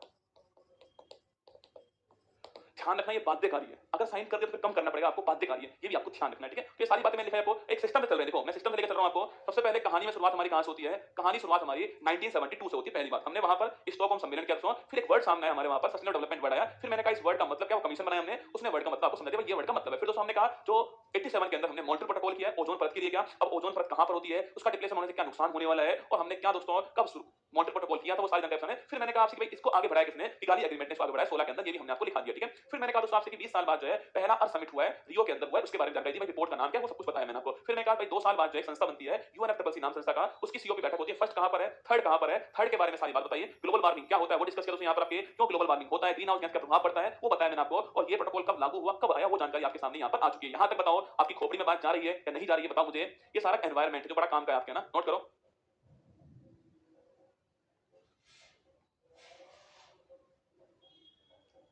हाँ अरे दुबई रुक जाओ, दुबई पहुंच जाएंगे ना, देखो रसगुल्ला, चलो अरे कहीं भी होना, कोई भी भारत में एग्जाम देना, ये तो काम आएगा, ठीक है, चिंता मत करो। अब देखिए मैंने आपको करा दिया 1997 का प्रोटोकॉल आपका हो चुका है, ठीक है। अब दोस्तों क्या हुआ 1992 के अंदर, मैंने कहा 1992 के अंदर मैंने कहा आपसे कि रियो सम्मेलन हुआ है। देखो 1992 में हुआ है रियो सम्मेलन, याद है आपको? रियो सम्मेलन हुआ था, पहला अर्थ समिट, याद होगा आपको। और इसके 10 साल बाद 2002 आता है। यहां दो बड़े महत्वपूर्ण काम होते हैं। देखिए पहली बात तो रियो प्लस 10 हुआ भाई, रियो का प्लस 10 हुआ, रियो का प्लस 10 हो गया, ठीक है। ये हुआ जोहान्सबर्ग के अंदर, रियो सम्मेलन का प्लस 10, 10 साल बाद सम्मेलन वापस होता है इसका रिव्यू के लिए, जोहान्सबर्ग साउथ अफ्रीका के अंदर हुआ, ठीक है। और एक दोस्तों जो कॉप है ना, जो कॉप है कॉन्फ्रेंस ऑफ पार्टी जो है वो नंबर 8 आ चुकी है ना, 95 में स्टार्ट हो रही है, अब नंबर 8 आ चुकी है आपके सामने 2002 के अंदर, नंबर 8 आ चुकी है, ठीक है, नंबर 8 आ चुकी है। और ये हो रही है कहां पर? नई दिल्ली के अंदर हो रही है। तो बड़ी महत्वपूर्ण बात है ना, भारत के अंदर COP 8 हो रहा है, भारत में COP 8 भारत के अंदर हो रहा है। भारत ने इस बार होस्ट किया COP 8 को, ध्यान रखना COP 8 2002 में दो घटनाएं हो रही हैं, रियो 10 हो रहा है और साथ में COP 8 जो यहां पर हो रहा है, ये भी आपको नोट करना है, ठीक है। फिर दोस्तों 10 साल बाद, फिर नोट कीजिएगा, 10 साल बाद जो है, 10 साल बाद वापस से किसको 20 साल पूरे हो रहे हैं? इसको 20 साल पूरे हो रहे हैं। जो रियो है हमारा, इसको 20 साल पूरे हुए कब आपके, इसको 20 वर्ष पूरे कब हो रहे हैं? 2012 में हो रहे हैं। तो हमने यहां पर रियो प्लस 20 किया, ठीक बात है ना। इसको 10 साल पूरे हुए, रियो प्लस 10 कर दिया, इसको 20 साल पूरे हमने रियो प्लस 20 कर दिया। रियो प्लस 20 12 साल 2012 के अंदर आयोजित हुआ, ये भी आपको ध्यान रखना है, ठीक है। कभी पूछ ले आपसे रियो प्लस 20 कब हुआ है? 12 के अंदर हुआ, ठीक है। इसके 3 साल बाद उससे एक बड़ा महत्वपूर्ण क्या हुआ है, बड़ा महत्वपूर्ण जो है एक समझौता हुआ, उसको बोलते हैं पेरिस एग्रीमेंट। ये आपके लिए महत्वपूर्ण सवाल है, कौन सा कॉप था वो, कब हुआ, ये आपको नोट करना है, ठीक है, लिखिएगा। इसके 3 साल बाद जो है 2015, COP नंबर कौन सा आ चुका है यहां दोस्तों? आपकी COP नंबर जो है 95 में स्टार्ट हुआ, तो 6 और 15 आपके 21 आ चुका है, लिखिएगा। यहां COP 21 आ चुका है, कौन सा आ चुका है? यहां COP 21 आ चुका है, COP 21 आ चुका है, ठीक है। और कहां हो रहा है? ये पेरिस के अंदर हो रहा है, पेरिस समझौता बोलते हैं इसको ना, बड़ा फेमस है पेरिस एग्रीमेंट। COP 21 15 के अंदर हो रहा है। यहां दोस्तों एक संस्था की स्थापना हो रही है, हमारे मोदी जी जा रहे हैं, 14 में मोदी जी आ चुके हैं, 15 में वो यहां पर जा रहे हैं, ठीक है। फ्रांस के अंदर हो रहा है, इंडिया फ्रांस मिलकर के एक संस्था स्थापित की, उसका नाम क्या है? ISA, लिखना। यहां पर भारत और फ्रांस ने एक संस्था स्थापित की है, इसका नाम क्या है? इसका नाम लिखना ISA, अंतरराष्ट्रीय इंटरनेशनल सौर गठबंधन, international solar alliance. International solar alliance जो है एक संस्था डेवलप होती है नेटवर्क में, आईएसए उसका नाम है, इंटरनेशनल सोलर अलायंस नाम है। ये संस्था इंडिया फ्रांस से मिलकर की है, पेरिस एग्रीमेंट के अंदर स्थापना होती है, ठीक है। अगर आपसे ये पूछे कि भाई इसका मुख्यालय कहां से, इसका मुख्यालय स्थापना कहां पर है, गुरुग्राम के अंदर। ध्यान रखना, अगर आपसे ये पूछ ले कि भाई एकमात्र ऐसा अंतरराष्ट्रीय संगठन जिसका मुख्यालय भारत के अंदर है वो ये है, इसलिए महत्वपूर्ण सवाल, गुरुग्राम के अंदर मुख्यालय किसका है, आईएसए का मुख्यालय गुरुग्राम में है। छापना सो किसको बढ़ावा देगा, ये आपके सोलर एनर्जी को बढ़ावा देगा, ये आप जानते हो नाम से स्पष्ट, ठीक है। केवल आपको डेवलपमेंट पढ़ना है, क्या डेवलपमेंट हो रहा है आपके एग्जाम के लिए, ठीक है। तो हमारा कॉपी किस हो चुका है, 15 के अंदर हो रहा है, पेरिस एग्रीमेंट इसके अंदर आ रहा है, नोट करना। और इंडिया प्लस फ्रांस जो है ये एक आपके संस्था बनाती है, इसका नाम क्या है, इंटरनेशनल सोलर अलायंस इसका नाम था, और गुरुग्राम हरियाणा में इसका मुख्यालय, ये आपको नोट करना है, ठीक है। ये कॉप 21 आपके लिए महत्वपूर्ण हो गया। अब उसको कॉप 27 कहां पर हुआ है वो हमारे लिए महत्वपूर्ण होगा, नोट कीजिएगा। कॉप 27 अभी हाल ही पूछा कहां पर हुआ है, ये जो है अभी हाल ही के अंदर शर्म अल शेख, पिछले साल हुआ था कहां पर, शर्म अल शेख जो स्थान है यहां पर हुआ था, और ये स्थान कहां पर है, इजिप्ट के अंदर, मिस्र के अंदर स्थान, नोट करना कॉप 27। और अभी हाल ही में कॉप 28 स्थापना, ये कहां हुआ है, ये अभी हाल ही में दिसंबर 2023 में हुआ है, नोट करना, अभी हाल ही में हुआ है, और यह दुबई के अंदर हुआ है। कहां हुआ है, दुबई यूएई जो है यहां पर हुआ है, ये भी आपको छापना है, ठीक है। दुबई यूएई के अंदर हुआ है। अरे जहां दोस्तों वो हमारी जॉर्ज मेलोनी और पीएम साहब की फोटो आई थी ना बाहर, वो यही साइड थी, दुबई यूएई के अंदर। अभी 28 के अंदर 28 जो है हमारा यहां पर हुआ है। कॉप 29 कहां प्रस्तावित छापना, कॉप जो 29 है वो प्रस्तावित हो चुका है, अगले साल कहां पर होगा, ये है 2024 के अंदर जो है, अगले साल जो है वो अजरबैजान के अंदर होगा, ये भी प्रस्तावित हो चुका है, ठीक है। अजरबैजान के अंदर होने वाला प्रस्तावित है, ये भी आपको ध्यान रखना है। ये कॉप का डेवलपमेंट आपके सामने मैंने बताया, ये हमारे इंटरनेशनल कुछ कॉन्फ्रेंस थी, कुछ समिट थी जो मैंने पढ़ाई आपको यहाँ पर। एग्जाम कोई भी दीजिएगा आप, सारी समिट काम आने वाली है, यहाँ कोई भी फालतू की बात मैं नहीं दिखाई। देखिए हर एग्जाम का नेचर अलग अलग होता है ना, किसी एग्जाम में पेरिस एग्रीमेंट क्या हुआ उसके बारे में 2 घंटे बोल सकता हूं मैं आपके सामने, यहाँ पर बहुत सारे फैक्ट आपके सामने आ सकते हैं, पर ये सारा डेवलपमेंट आपको पता होना चाहिए एग्जाम के हिसाब से रही कि मैंने 97 स्टार्ट किया, क्योंकि वहीं से एक्चुअली में पर्यावरण सम्मेलन स्टार्ट हुआ था ना, कहां था हमारा, देखना ये था हमारा 97 सम्मेलन जो है, ये था हमारे यहाँ पर, ठीक है। स्टॉकहोम सम्मेलन स्टार्ट किया, फिर मैं इसके बाद आपको कहां पर फ्रंटलाइन कमीशन की ओर लेकर आया, आप जानते हो इसके बारे में। और फिर रसगुल्ला में मॉन्ट्रियल प्रोटोकॉल मैंने आपको पढ़ाया यहीं पर जो इसके बारे में। फिर हमने ओजोन परत की यहाँ पर बात की दोस्तों, फिर मैंने ओजोन परत कहां पर होती है वो पढ़ाया मैंने आपको, सीएफसी के बारे में लिखा दिया यहाँ पर जो है, इकाली एग्रीमेंट भी मैंने आपको यहीं पर नोट करा दिया भाई क्या होता है, ठीक है। फिर 20 साल हमारे पूरे हो चुके हैं, उसको 1992 की बात आ चुकी है, पहला अर्थ समिट आपका हो रहा है, ठीक है। इसके बाद क्या हुआ, इसके बाद आपके 1994 के अंदर यूएनएफसीसी जो है वो आपके सामने क्लाइमेट चेंज की आपकी संस्था बनती है, उसकी बैठक कॉप फर्स्ट आपके आयोजित होती है 1995 में। फिर सीओपी के ऊपर हम आ चुके हैं, क्योंकि सारा दोस्तों फोकस जो है अब संस्था का यहीं पर आ चुका है, सीओपी के ऊपर, ठीक है। इसके बाद हमारा वेदर क्या है, ये इसके अलावा जलवायु क्या होता है, ग्लोबल वार्मिंग क्या होती है, कौन जिम्मेदार इसके लिए होता है, कैसे होता है, ये सारी कहानी मैंने आपको यहाँ पर लिखा दी है, ये आपको ध्यान रखना, ठीक है। और इसके बाद मैंने कहा ग्लोबल वार्मिंग जो वर्ड है वो पॉल ब्रोकर जो आपके देने वाले, इनका नाम भी आपको ध्यान रखना है, ठीक है। इसके बाद मैंने कहा आपसे भाई कि जो 1992 सम्मेलन हुआ, 10 वर्ष बाद सम्मेलन होता है, 20 वर्ष बाद भी होता है, ये भी आपको ध्यान रखना है, ठीक है। फिर मैंने आपको पढ़ाया पेरिस एग्रीमेंट के बारे में पढ़ा दिया, आईएसए के बारे में मैंने आपको नोट करा दिया यहाँ पर। फिर 27 क्या है, 28 क्या, 29 क्या है, वो सारी बातें आपके सामने यहाँ पर आ चुकी है। ये हमारा आंदोलन, संस्था और सम्मेलन, 3 पोर्शन मैंने आपको पढ़ाया यहाँ पर, जो कि एक बड़ा महत्वपूर्ण चैप्टर आपके लिए रहने वाला है एग्जाम के लिए, ठीक है। बड़ा महत्वपूर्ण चैप्टर रहेगा, ठीक है। अब दोस्तों हम आगे बढ़ते हैं ना, अब लिखिए आप जैव विविधता, ये टॉपिक भी पढ़ना चाहिए आपको। देखिए बायोडाइवर्सिटी, देखिए एनवायरनमेंट क्या है, इकोलॉजी क्या है, इकोसिस्टम क्या है, उनके सम्मेलन क्या क्या है, सारी बातें पढ़ चुके हैं हम लोग ना। अब बायोडाइवर्सिटी ये भी एक बड़ा महत्वपूर्ण चैप्टर है, एनवायरनमेंट के अंदर पढ़ लेते हैं हम इसको, ये भी आपके एग्जाम के लिए बहुत जहर सवाल होंगे इसके अंदर ना, बहुत काम का। इंडियन ज्योग्राफी में बड़ा महत्वपूर्ण सेक्शन होने वाला है, कौन सा, बायोडाइवर्सिटी। आप ये हिंदी में बोलते हैं इसको जैव विविधता, ये अमूल्य कंटेंट है, मतलब बहुमूल्य नहीं, इसको अमूल्य बोलना। अगर आप तैयारी करने वाले सीरियस कैंडिडेट हैं तो आपके लिए अमूल्य कंटेंट होगा एग्जाम के हिसाब से, ठीक है। देखिए जैव विविधता, बायोडाइवर्सिटी, पहली बात तो आप सोचिए इस वर्ड का मतलब क्या है, देखो नाम से स्पष्ट है। देखो ये 2 वर्ड से मिलकर बना हुआ है, कौन कौन से वर्ड है, बायो प्लस डाइवर्सिटी। देखो डाइवर्सिटी का मतलब बहुत सारी, डाइवर्सिटी का है, विविधता का मतलब बहुत सारी चीजें हमारे पास में, वो विविधता है। मेरे पास खाने के लिए गुलाब जामुन भी हो, रसगुल्ला भी हो, जलेबी भी हो मेरे पास, काजू कतली मेरे पास हो, विविधता है मेरे पास खाने की ना, तो बहुत सारी चीजें होना, लिखिएगा बहुत सारी होना, बहुत सारी प्रजाति होना, एक चीज की बहुत सारी प्रजाति होना। मिठाई की बात करूं, बहुत सारी प्रजाति मेरे पास साथ में है, ये बहुत सारी प्रजाति स्पीसीज होना, ठीक है। बायो पूछूं आपसे, बायोलॉजी से पूछा, अरे बायोलॉजी क्या था आपके, जो लिविंग है आपके सजीव जो है उनका अध्ययन बायोलॉजी होता है, हमने पढ़ा हुआ है, तो लिखिएगा बायो का मतलब है लिविंग, लिविंग का मतलब सजीव। और सजीव में क्या केवल जीव जंतु आएंगे, नहीं, जीव जंतु पेड़ पौधे दोनों आएंगे, तो लिखिएगा इसमें जीव जंतु भी आते हैं और पेड़ पौधे भी आते हैं। बात पल्ले पड़ी आपको, तो जीव जंतु और पादपों की बहुत सारी प्रजातियां, वही जैव विविधता होती है। वर्ड को तोड़ के उसका मतलब आपके सामने बता दिया भाई, वर्ड जो है उसका मतलब तो ये है आपके सामने जो है, मतलब बहुत सारी प्रजाति हमारे पास में है। हमारे पास बंदर भी है, हमारे पास लंगूर भी है, हमारे पास शेर भी है, हमारे पास चीता भी है, हमारे पास आपके स्नो लियोपर्ड भी है, हमारे पास में बाघ भी है, हमारे पास एशियन टाइगर भी है, हमारे पास बहुत सारी प्रजातियां हैं ना, स्पीसीज बहुत सारी है। तो ये होता है हमारा जैव विविधता होता है। पहली बात तो क्या होता है वो आपके सामने यहाँ पर है। सेकंड, इस वर्ड को देने वाले कौन थे आपके, तो डब्ल्यू.जी. रोजेन जो है ये वर्ड देने वाले, तो नोट करना। पूछूं आपसे इस वर्ड को देने वाले कौन थे, इस शब्द को, इस शब्द जो दिया लिखना वो देने वाले कौन थे, डब्ल्यू.जी. रोजेन जो है ये वर्ड देने वाले थे। कब दिया है, 1985 के अंदर ये वर्ड दिया, ठीक है। कभी पूछे आपसे बायोडाइवर्सिटी वर्ड को देने वाले कौन थे, डब्ल्यू.जी. रोजेन जो है ये वर्ड देने वाले थे, 85 के अंदर ये वर्ड दिया, ये भी आपको ध्यान रखना है, ठीक है। ये भी आपको नोट करना है यहाँ पर। सर पहली क्लास देखनी पड़ेगी, हाँ बिल्कुल देखनी चाहिए, बिल्कुल देखनी है ना, इस बैच की कोई क्लास मिस मत करना आप लोग, मेरा ऐसा मानना है, बाकी तो आप जानते हो, आप जानकार हो, ठीक है। चलिएगा इस वर्ड को देने वाले कौन है, डब्ल्यू.जी. रोजेन आपको देने वाले इस वर्ड को ध्यान रखना, कब दिया कोई नहीं पूछता, क्यों देने वाला कौन था वो आपसे पूछता है, डब्ल्यू जी रोजन साहब देने वाले। अब दोस्तों बायोडायवर्सिटी वर्ल्ड के अंदर सर्वाधिक कहां पर है? अगर कहीं पूछ ले आपसे कि भाई वर्ल्ड के अंदर जो है लिखना, विश्व में पूछूं आपसे, विश्व में सर्वाधिक कहां पर है, तो वो है लिखिएगा अमेजोन वर्षावन। हम पढ़ चुके हैं ये वाली लाइन। अमेजोन जो फॉरेस्ट हमारे वहां सर्वाधिक है, साउथ अमेरिका महाद्वीप के अंदर है। अमेजोन नदी के आसपास जो एरिया हमारा उसे अमेजोन फॉरेस्ट बोलते हैं, और इसी को पृथ्वी के फेफड़े बोलते हैं। याद करो, अरे भाई जहां पेड़ पौधे होंगे वहां ऑक्सीजन होगी दोस्तों, और हमारा जो लंग्स है उसका काम क्या है? ऑक्सीजन काम उसका छापना। यह पृथ्वी की दोस्तों 20% ऑक्सीजन केवल अकेला ही देता है ना, ये हमने दिखाया था आपको, ठीक है? इसे लंग्स ऑफ अर्थ बोलते हैं, सर्वाधिक यहीं पर है। कभी कभी आपसे वो इसको ऑप्शन में देता ही नहीं है, सेकंड नंबर वाला देता है, तो मैं सेकंड नंबर वाला दिखा देता हूं आपको, लिख लो। सेकंड है ना कांगो बरसावन, मतलब उसको जो विषुवत रेखा के आसपास जो क्षेत्र है ना वो सारे हाई डाइवर्सिटी वाले एरिया। लिख लो इस पॉइंट को, जो इक्वेटर वाला जो एरिया हमारा। अब आप बोलो गुरुजी कोई कारण इसका ऐसा? हाँ रसगुल्ला, कारण तो है दोस्तों, बिना कारण के तो क्या होता है? कुछ भी नहीं होता है। तो इक्वेटर के जो आसपास के एरिया है, इक्वेटर दोस्तों वहां पर पहली बात तो बारिश बहुत होती है। अरे मुझे बताओ, कोई पेड़ लगाना है आपको क्या चाहिए? बारिश चाहिए, और आपको तापमान चाहिए, सूर्य चाहिए, दो चीजें चाहिए। तो यहाँ बारिश बहुत होती है, और यहाँ तो सूर्य बहुत चमकता है। इक्वेटर के आसपास जो है दोनों चीजें यहाँ पर है, लिखिए, यहाँ पर वर्षा है और सूर्य का प्रकाश है, इसलिए यहाँ पर सर्वाधिक मात्रा में क्या होता है? यहाँ पर डाइवर्सिटी होती है। ठीक बात है, ये भी हमने लिख लिया। भाई क्षेत्र पूछे आपसे तो ये क्षेत्र होता है, ठीक है? कभी पूछे आपसे कौन से पेड़ होते हैं, तो उसमें कटिबंधीय सदाबहार वन, वो भी लिख लो। कभी पूछे आपसे कि भाई पेड़ कौन सा है, देखो क्षेत्र ये हो गया है, ये स्थान हो चुके हैं आपके। और कभी पूछे आपसे भाई वृक्ष कौन से लिखना, लिखिए कौन से हैं, उसमें कटिबंधीय सदाबहार वन, इनकी सर्वाधिक होती है, उसमें कटिबंधीय सदाबहार वन लिखिएगा।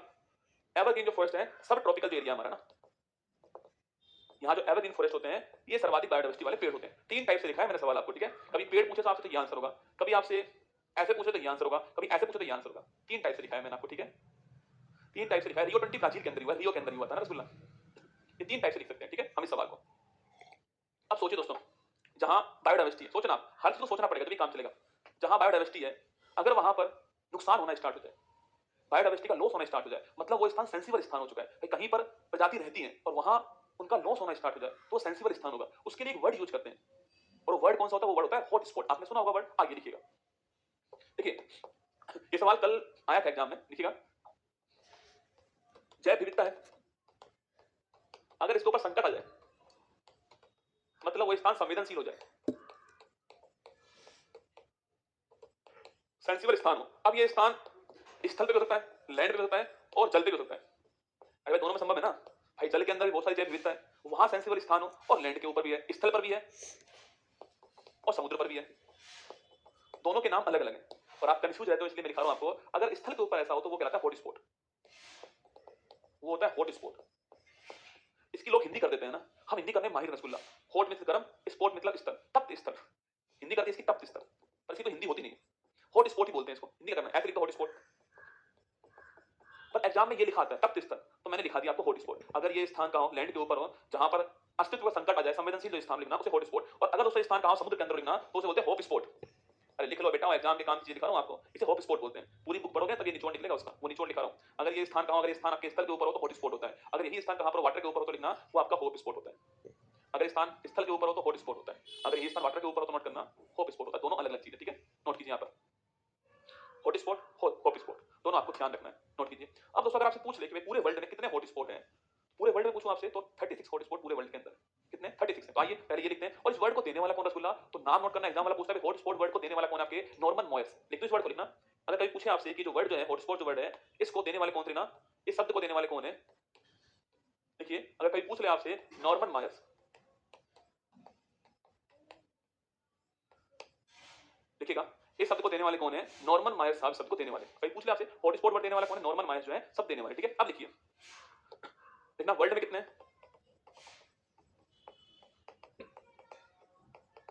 36 है, वर्ल्ड में 36 है।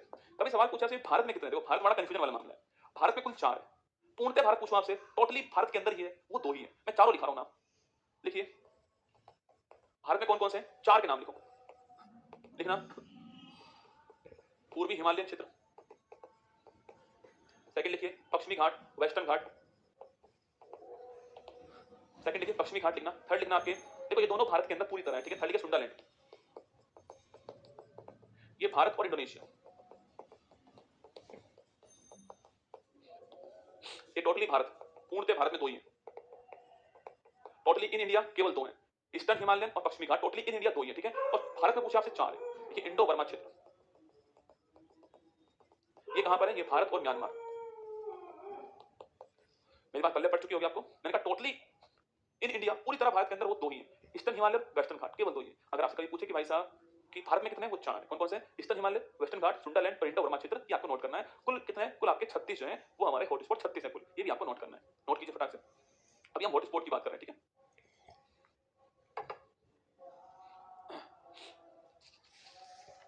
एक कमेंट को 50 बार मत किया करो, सामने वाला बंदा पढ़ाने के लिए आया हुआ है ना। आपको पढ़ना है तो पढ़ लीजिए, नहीं पढ़ना कोई बात नहीं, आपकी मर्जी के ऊपर है। आपको नोट्स बनाने बनाओ, नहीं बनाने मत बनाओ, तुम्हारी मर्जी है। तुम्हारा सपना, तुम्हारी मर्जी, तुम्हारे माँ बाप का पैसा, जहाँ खर्च करना है वहां करो, मेरे ऊपर करना है मेरे ऊपर कर दो, किसी और पर करना है वो कर लिया करो। कोई मतलब ऐसा नहीं है कि मैं अगर इस कोर्स के लिए आपको फोर्स करूं तो मतलब मेरे कंटेंट की तौहीन है ना। कोई फोर्स नहीं कर रहा रसगुल्ला, मैंने अपना बेस्ट दिया, ये मैं जानता हूं। मुझे आपका नोटिस होनी चाहिए सर्टिफिकेट इसके लिए मैंने बेस्ट दिया कि नहीं दिया, मैंने बेस्ट दिया, मैं जानता हूं, ठीक है। तो लिखो वर्ल्ड के हमारे 4 हॉटस्पॉट, सॉरी वर्ल्ड में हमारे 36 हॉटस्पॉट है, पर मैंने कहा आपसे भाई भारत के अंदर 4 ही हॉटस्पॉट है, ध्यान, ठीक है। देखो जैव विविधता का जनक अलग चीज होती है ना, वर्ड की बात कर रहे हैं। वर्ड देने वाला कौन? वर्ड देने वाला आपका जो मैंने बता दिया वही WG रोजन वर्ड देने वाला। पूछे आपसे जैव विविधता का जनक कौन है? वो एडवर्ड विल्सन है। लिख लो इस वर्ड को, एक बच्चे ने पूछ लिया तो बड़ी अच्छी बात है, लिख लो, वही लिख लो या नहीं लिख लो, छोड़ो। जैव विविधता जनक कौन है इसका? फादर किसको मानते लिखना? वो एडवर्ड विल्सन को मानते। लिख लो बेटा इसको, जनक एडवर्ड विल्सन को मानते। ध्यान रखना गुरुजी भारत के अंदर कितनी जैव विविधता है, तो हमारे यहाँ पर टोटल जो पूरा वर्ल्ड का उसका 8% हमारे पास, इसको भी लिख लो। लिखिए, नोट लिखिए, भारत में कुल जैव विविधता का 8% हिस्सा है, जो टोटल पूरे वर्ल्ड के अंदर उसका 8% अपने पास है भारत के अंदर। भारत बहुत रिच है, भारत बहुत रिच है, ठीक है। उसकी हॉट स्पॉट कितने? लिख लो 76 है। कहां रह गया? लिख लो बेटा इसको ना, ये 76 है, ठीक है। चलो आगे चलिए। मैंने कहा आपसे भारत में कुल जैव विविधता 8% हिस्सा अपने पास, इसका ध्यान रखना, ठीक है। और तो हमने इसके लिए एक एक्ट भी बनाया। एक्ट कौन सा है? जैव विविधता संरक्षण अधिनियम 2002। ध्यान रखना, कई पूछे सवाल आपसे, बायोडायवर्सिटी के लिए संरक्षण एक अधिनियम आता है 2002 का, ये छापना, ठीक है। कभी सवाल पूछे आपसे पूरे विश्व के अंदर जैव विविधता दिवस कब मनाते हैं, बायोडायवर्सिटी डे कब मनाते हैं? लिखिएगा 22 मई को बनाते हैं।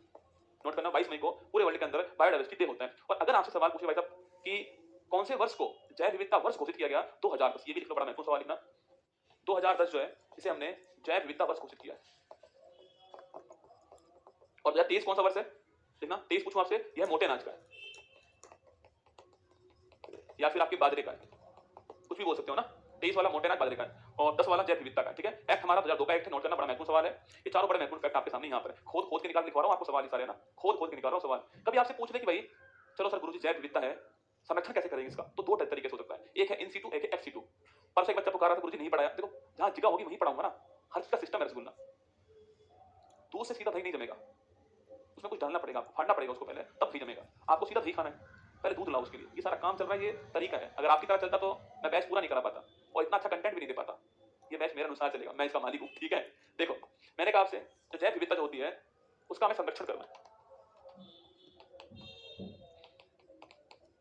कंजर्वेशन करना है, ठीक है। इसके दो तरीके हैं, दो मेथड्स है। एक कौन सा है? एक है इन सीटू मेथड, एक है एक्स सीटू मेथड। दो मेथड है, एक इन सीटू है और एक्स सीटू है। इसको हिंदी में अलग नाम है इसका ना, स्वस्थानिक है, इसका भाई स्थानिक ना, इसको बोलते हैं स्वस्थानिक, इसको बोलते हैं बही स्थानिक। बड़ा आसान मतलब है इसका। देखो इन सीटू, जो जानवर जहां पर मान लो स्नो लियोपार्ड लद्दाख के अंदर है, हम वहीं पर जाएं और उसका जो नेचुरल स्थान है वहीं पर उसका संरक्षण कर दें, तो प्राकृतिक स्थान पर ही संरक्षण करना इन सीटू है। देखिएगा भाई पूछे आपसे भाई इसका मतलब क्या नोट करना, देखना प्राकृतिक स्थान पर ही संरक्षण करना वो इन सीटू है। जो नेचुरल स्थान है वहीं पर जाकर के संरक्षण कर देना वो इन सीटू है इसका। जैसे राष्ट्रीय उद्यान बना दिया भाई, टाइगर जो है पन्ना के आसपास क्षेत्र में थे तो हमने वहां पन्ना टाइगर रिजर्व बना दिया, ठीक है। गुजरात में बना दिया हमने एशिया टाइगर के लिए, रांची हमने हंगुल के लिए बना दिया, हेमिस में हमने लियोपार्ड के लिए बना दिया। मतलब जो जहां पर उसका वहीं पर कर दिया संरक्षण, हम लाए नहीं, वही कर दिया। रणथंबोर वही कर दिया टाइगर का, सर इसका वही कर दिया। तो ये सारे इसके एग्जांपल है, लिखना एग्जांपल लिखिएगा, लिखना नेशनल पार्क राष्ट्रीय उद्यान, लिखिए टाइगर रिजर्व, लिखना बायोस्फीयर रिजर्व। ये सारे एग्जांपल इसके ना, राष्ट्रीय उद्यान, टाइगर रिजर्व, बायोस्फीयर रिजर्व, ये आपको ध्यान रखना है, ठीक है। अगर पूछे आपसे भाई देखो जहां थे उसको वहीं कर दिया, वो इन सीटू है। अब दोस्तों हम उसको लेकर आए, मान लो पूरे भारत के अंदर एक व्हाइट टाइगर बचा हुआ था, हम उसको लेकर आए और हमने जू में रख दिया उसको, अब वहां कर रहे संरक्षण उसका। तो हमने बनाया कोई जगह और वहां किया संरक्षण, वो है एक्स सीटू। लिखिएगा, मानव द्वारा निर्मित स्थान पर संरक्षण करना, वो है एक्स सीटू। एग्जाम्पल के रूप में जंतुआल्य, जू जो होता है हमारा, जू जो होता है वहां देखते हो ना भाई, बहुत टाइप के आपको जानवर दिखते हैं, जंतुआल्य जो जू जो हमारा वही है, हमने बनाया था जू, वहां लेकर आए सबको, वहां कर दिया, वो एक्स सीटू हो गया, जू हो गया।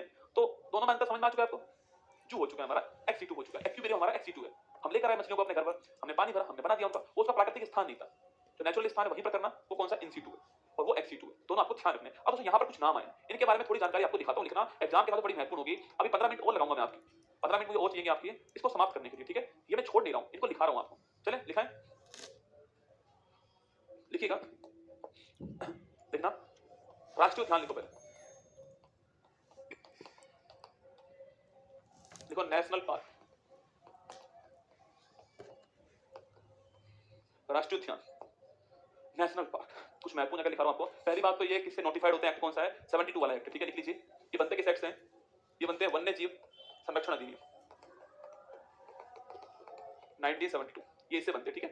पूछे आपसे भाई लिखना, विश्व भारत का पहला कौन सा है, भारत का पहला राष्ट्रीय उद्यान कौन सा है, देखिए भारत का पहला राष्ट्रीय उद्यान कौन सा है, वो है जिम कॉर्बेट राष्ट्रीय उद्यान।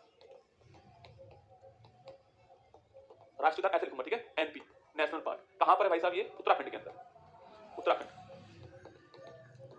देखो इसका पहले नाम जो था ना, वो क्या था, वो हैली राष्ट्रीय उद्यान था, वो हैली राष्ट्रीय उद्यान था। हैली साहब ने खूब काम किया यहाँ पर, हैली राष्ट्रीय उद्यान, फिर नाम जिम कॉर्बेट हो गया, इन्होंने खूब काम किया था। देखिए अब क्या है, वर्तमान पूछा था नाम क्या है, अब फिर नाम चेंज हो गया है, यहाँ की जो नदी है ना उसके नाम पर हुआ है रामगंगा राष्ट्रीय उद्यान।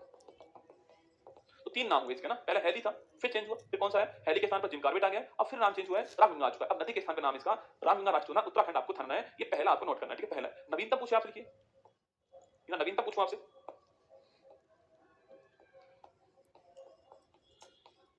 देखिए देहिंग पटके राष्ट्रीय उद्यान, देहिंग पटके राष्ट्रीय उद्यान, ये कहां पर है, ये नोट करना, असम के अंदर। नवीनतम पूछे आपसे, देहिंग पटके राष्ट्रीय उद्यान कहां पर है, असम के अंदर है, ठीक है। देहिंग पटके राष्ट्रीय उद्यान असम के अंदर नवीनतम है, ठीक है। अगर आपसे सवाल पूछ ले कि भाई साहब सबसे पुराना हो गया, सबसे नया हो गया, ठीक है, पूछूं आपसे सबसे बड़ा कौन सा है दोस्तों, छोटा कौन सा है, तो लिखिएगा सबसे बड़ा कौन सा है, आगे लिखता हूं, ठीक है, देखना सबसे बड़ा कौन सा है, देखिए हेमिस राष्ट्रीय उद्यान, ये पहले जम्मू कश्मीर में था, अब कहां हो चुका है, लद्दाख में हो चुका है ना, वर्तमान में लद्दाख के अंदर, पहले जम्मू कश्मीर में था, अब लेह लद्दाख के अंदर है, सबसे बड़ा। अब लिखिए छोटा पूछे आपसे कौन सा है, वो लिखना कौन सा है, यह है साउथ बटन राष्ट्रीय उद्यान, लिखना साउथ बटन राष्ट्रीय उद्यान, लिखिए कहां पर है, अंडमान निकोबार। 4 बातें दिखाई मैंने आपको, पहला अभी का, बड़ा, छोटा, 4 बातें हो चुकी हैं। एक और महत्वपूर्ण पॉइंट है, तैरता हुआ एकमात्र, उसका नाम भी लिख लो, लिखो एकमात्र तैरता हुआ राष्ट्रीय उद्यान,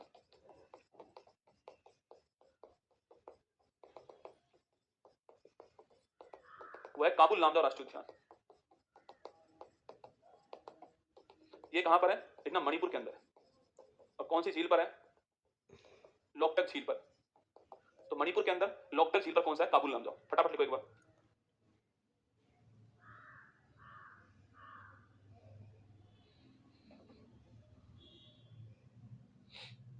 अरे जू हो गया, बहुत सारे एग्जांपल रसगुल्ला में होता है ना, जू है, चिड़ियाघर है, जू है, एक्वेरियम हो गया, बहुत सारे लिख लो यार कोई सा एग्जांपल। सबसे बड़ा हेमिस, छोटा साउथ में। देखो कुछ राज्य के महत्वपूर्ण भी है ना, वो मैं आपको अलग से बताऊंगा, वहां पर दिखाऊंगा अलग से, पूरी टेबल दिखाऊंगा भाई, तुतवा यहाँ पर है, वो तो दिखवाएंगे अलग से, चिंता मत करो, ठीक है, वो अलग बात है ना। एक बात क्या पूछे आपसे, कौन सा, काबुल लामजाओ, जो कहां पर है, राष्ट्रीय उद्यान। अरे कूनो में रसगुल्ला पहले भी चीते थे वहां पर ना, ऐसा नहीं है कि वहां पर हमने लाए तो हम चीते, पर वो उनका प्राकृतिक स्थान ही है, इसलिए कूनो में रखा। अगर चीते लेकर आते नामीबिया से और उनको जू में रखते तो वो होता कौन सा, वो होता आपके एक्स सीटू, पर हम लेकर आए उनको खुले स्थान पे छोड़ दिया, वो प्राकृतिक स्थान दोस्तों। प्राकृतिक का मतलब होता है नेचुरल जो स्थान है यार, जंगल है, नेचुरल स्थान है, तो हमने वहां छोड़ा उनको खुले में, ऐसा नहीं करा कि हमने जू में बंद कर दिया, तो वो नेचुरल स्थान था कूनो राष्ट्रीय उद्यान जो है ना, वो नेचुरल रसगुल्ला। तो लिख लिया आपने, एक मात्र हुआ कौन सा, वही कौन सा आपके काबुल लामजाओ, ठीक है, नोट करना। ये हमारे 5 महत्वपूर्ण पॉइंट इसके बारे में, ये राष्ट्रीय उद्यान जो हमारे एनवायरमेंट के लिए पढ़ने हैं ना, भाई जो हमारा ज्योग्राफी होगा वहां तो हम पढ़ेंगे, जो महत्वपूर्ण नाम पढ़ेंगे जैसे नाम कहां पर है, दार्जिलिंग कहां पर, वो तो लिखाऊंगा मैं, आपको चिंता ना करें, वो ऐसे लिखाऊंगा। पर ये 5 पॉइंट यहां पर पढ़ रहे हैं तो यहां पर आपको ध्यान रखना है, ठीक है? सबसे महत्वपूर्ण पॉइंट लिखा रहा हूं जो आपको लिखाने वाला हूं, वो कौन सा है? वो है बायोस्फीयर रिजर्व। इसके बारे में लिखो, हर बार सवाल पूछता है एग्जाम वाला। ये सवाल अभी कल कल ही कोई एग्जाम में आया ना, या तो बिहार एसआई में आया या एमपीपीएससी में आया। देखिए एमपीपीएससी में आया वाला सवाल, ये एमपीपीएससी में सवाल आया अभी, कल ही आया, ठीक है? अब देखिएगा, देखो बायोस्फीयर रिजर्व, ये हमारे बड़े काम का है भाई। देखिए बायोस्फीयर रिजर्व, लिखिए बायोस्फीयर रिजर्व, लिखना हिंदी लिखिए जैव मंडलीय आरक्षित क्षेत्र।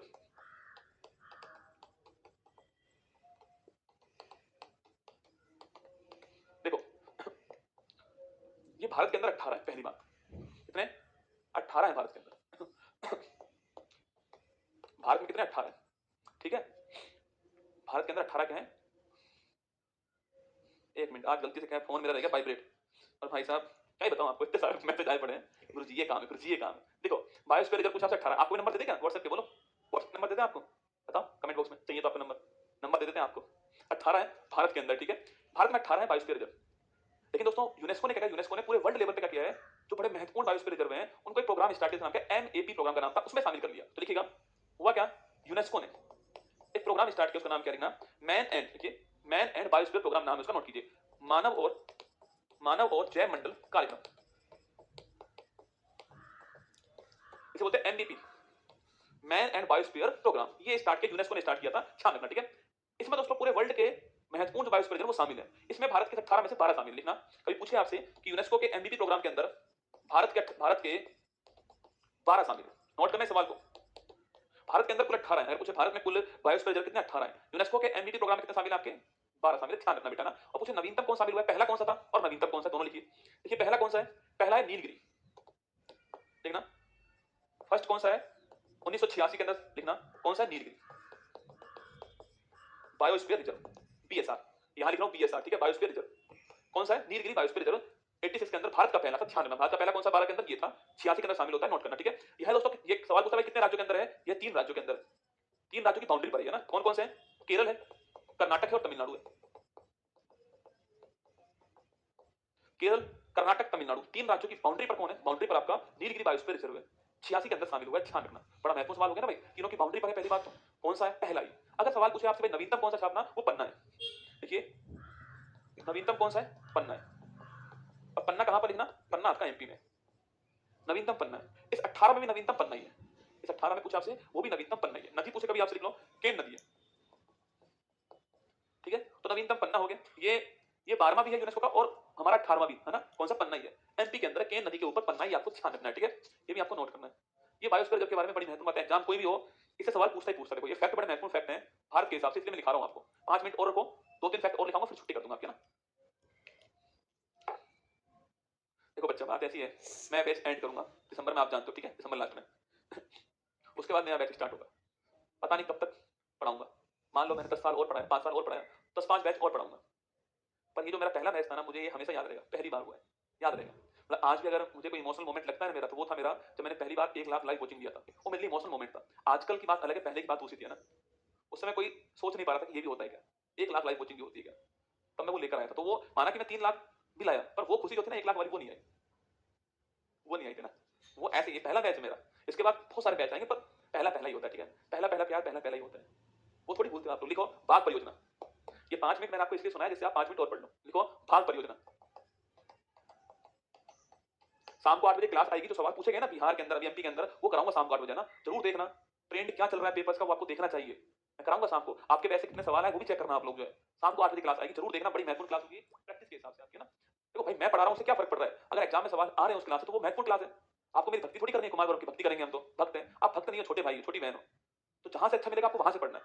और बड़े भाई का धर्म है कि आपको ये बात बोले कि मेरी भक्ति नहीं करनी है आपको, जहां आपको अच्छा कंटेंट मिलता है पेपर में जो आ रहा है सटीक कंटेंट जहां पर, वहां पढ़ना है आपको। तो ये चेक करना पड़ेगा ना भाई एग्जाम में कंटेंट आ रहा है कि नहीं आ रहा आपका। आ रहा है तो आप पढ़िए उस कंटेंट को, अच्छी बात है, जहां से भी मिले। देखिए टाइगर प्रोजेक्ट, देखो टाइगर प्रोजेक्ट, बाघ परियोजना। देखो मैंने आपसे कहा था कि जब इंदिरा गांधी जी गई थी 72 के अंदर, तो वहां से वापस आके 2 काम स्टार्ट किए, तो उसमें एक काम कौन सा? यही काम लिखना। कब हुआ है? 1973 के अंदर। तो शुरू कब होता है इसकी? शुरुआत होती है कब आपके? 73 में शुरुआत इसकी होती है। और पहला पूछूं आप, लिखना पहला कौन सा बना था? वो बना जिम कार्बेट, ठीक है? वही उत्तराखंड वाला, ये पहला बना था। इसके तहत पहला कौन सा था? वो पहला था जिम कार्बेट था। देखो पहला तो लिख लिया आपने, गुरुजी नवीनतम कौन सा? देखो ऑफिशियल साइट की माने तो 53 ही है, मैं फिर कह रहा हूं ऑफिशियल साइट पर 53 ही है अभी, तो मैं 53 ही आपको लिखा रहा हूं, ठीक है? जो ऑफिशियल साइट है वहां पर 53 नंबर में दिया हुआ है, 52 में लिख लो, 53 में लिख लो। 52 में रामगढ़ विस्तारी, और ये कहां पर रसगुल्ला? ये राजस्थान के अंदर, बूंदी राजस्थान के अंदर। और 53 पूछे कौन सा है? वो रानीपुर है। और रानीपुर कहां पर है? ये आपका ये यूपी के अंदर है। ऑफिशियल साइट पर 53 ही है, इसलिए मैं 53 ही लिखा रहा हूं, आगे नहीं लिखवा रहा हूं ना, 53 लिखवा रहा हूं। बाकी मध्य प्रदेश में एक और बन चुका है, राजस्थान में एक और बन रहा है, जो आरएस का एग्जाम आया धौलपुर करौली वाला, पर मैं दिखा नहीं रहा हूं आपको, ठीक है? ऑफिशियल साइट पर 53 लिखा रहा हूं, बाकी 54वां बन चुका है, पर ऑफिशियल साइट पर है नहीं वो ना, तो मैं लिखा नहीं रहा, जिस दिन आएगा उस दिन लिखा दूंगा आपको, ठीक है? तो ये हमारा बात परियोजना आपके सामने पहला 52 53 मैंने लिखा दी। अब दोस्तों अगर कभी सवाल पूछे भाई गुरुजी अंतरराष्ट्रीय सर्वाधिक टाइगर कहां है, लिख लो। लिखिए, देखो सर्वाधिक टाइगर पूछूं आपसे कहां पर है? चीते पूछे आपसे कहां पर है? सर्वाधिक बाघ लिखो, चीते लिख लो, तेंदुआ लिख लो। ये तीनों कहां पर है? तीनों की तो नोट करना, एमपी के अंदर है। टाइगर कहां पर है? एमपी के अंदर। चीता कहां पर है? एमपी के अंदर। तेंदुआ कहां पर है? एमपी के अंदर। सर्वाधिक की बात करें तो एमपी आंसर, मध्य प्रदेश। इसको टाइगर स्टेट बोलते हैं, इसको चीता स्टेट बोलते हैं, इसको तेंदुआ स्टेट भी बोलते हैं, इसको मध्य प्रदेश को ध्यान रखना, ठीक है? टाइगर, चीता, तेंदुआ मध्य प्रदेश हो गया। अगर आपसे पूछे गुरुजी इंटरनेशनल टाइगर डे जो है लिखना, अंतरराष्ट्रीय बाघ दिवस कब सेलिब्रेट होता है लिखना।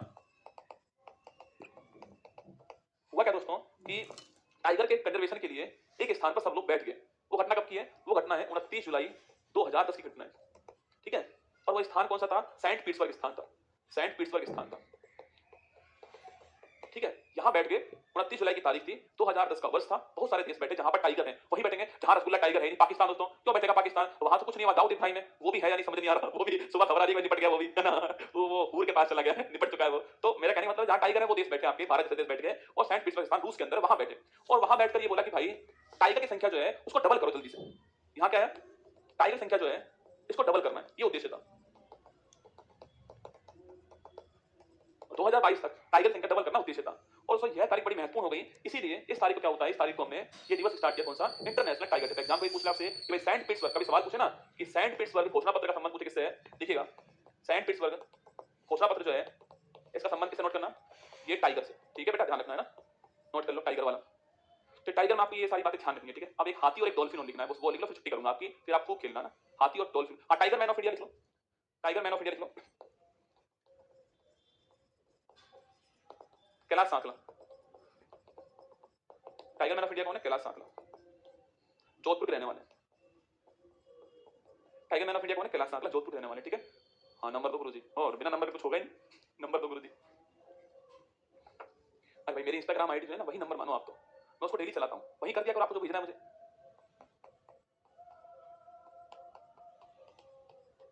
इसमें गैप नहीं है ना, कुमार गौरव 5555 है, इसके ऊपर आपको 450 के आसपास फॉलोअर मिलेंगे, वही मेरी ओरिजिनल है, ठीक है? वहां कोई भी भेजना भेज देना, ठीक है?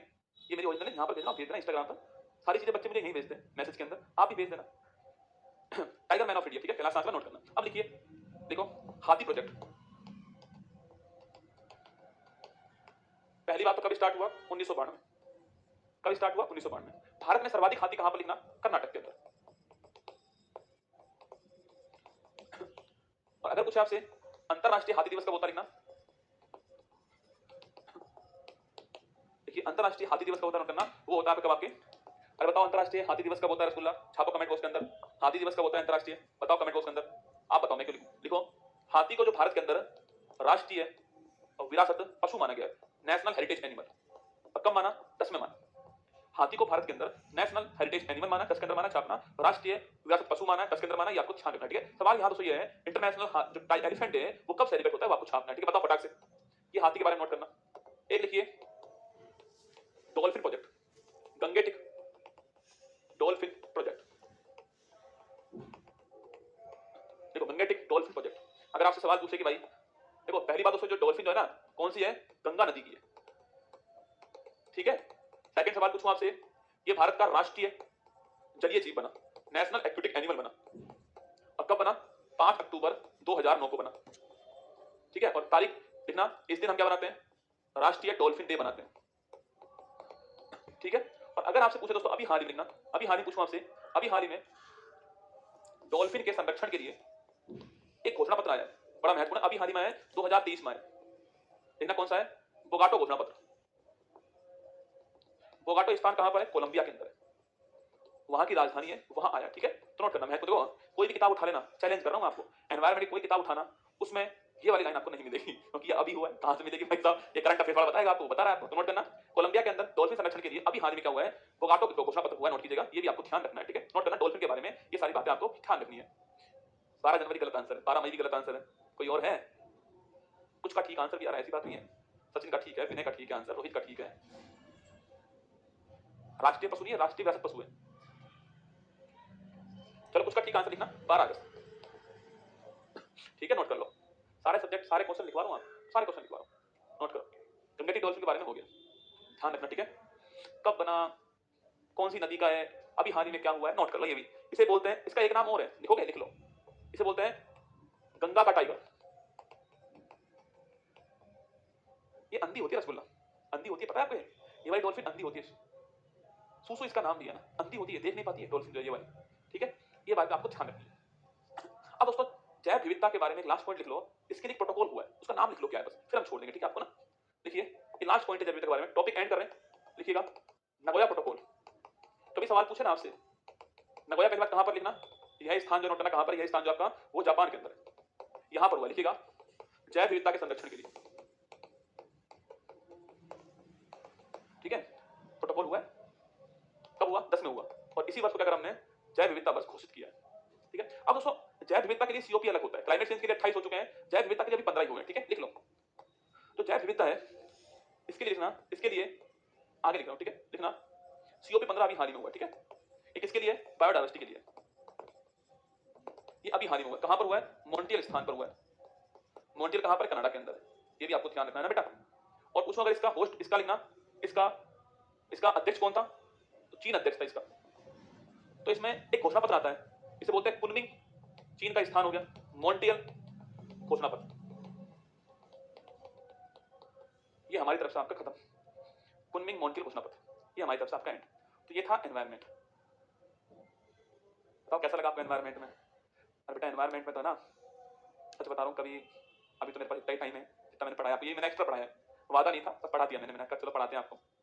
पर क्योंकि मेरा ज्योग्राफी सब्जेक्ट रहा हुआ है ना, मैंने एनवायरनमेंट खूब पढ़ा है, और फिर करंट अफेयर्स का टीचर रहा हूँ मैं, तो एनवायरनमेंट और करंट अफेयर्स दोनों मिक्स हो जाते हैं, तो एक बढ़िया कंसेप्ट बनता है।